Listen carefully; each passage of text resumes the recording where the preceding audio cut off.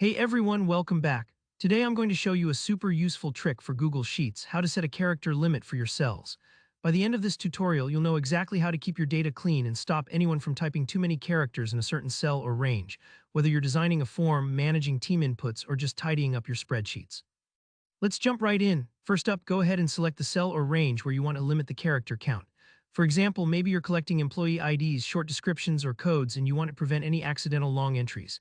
With your cells highlighted, look to the top of your screen for the Data menu and click on it. This is where a lot of Google Sheets' powerful rules and controls are tucked away. From the dropdown, you'll see Data Validation as an option. Go ahead and click that. Now a sidebar or small window will open up. This is where we're going to put our character limit in place.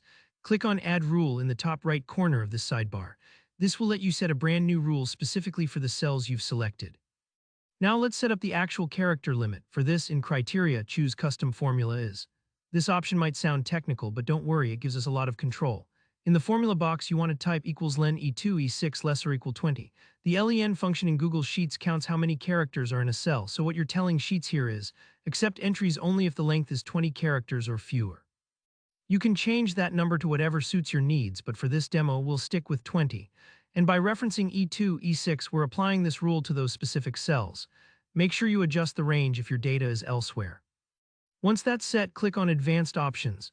Here you'll see an option called Show Help Text. Check this box. This is your chance to add a friendly little guidance message for anyone using the sheet, maybe something like, please keep your entry under 20 characters.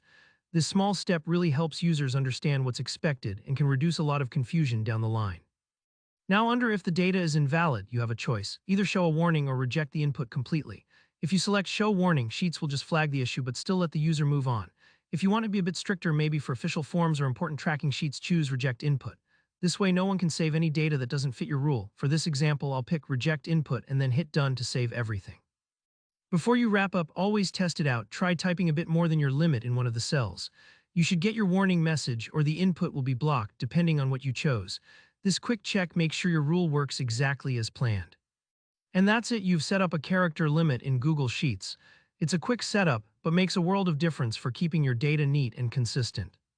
If you found this tutorial helpful, please give it a thumbs up, it really helps out the channel. And if you have any questions or get stuck anywhere, don't hesitate to drop a comment below. I'm always here and happy to help. Don't forget to subscribe for more Google Sheets tips and tutorials. Thanks so much for watching, and I'll see you in the next video.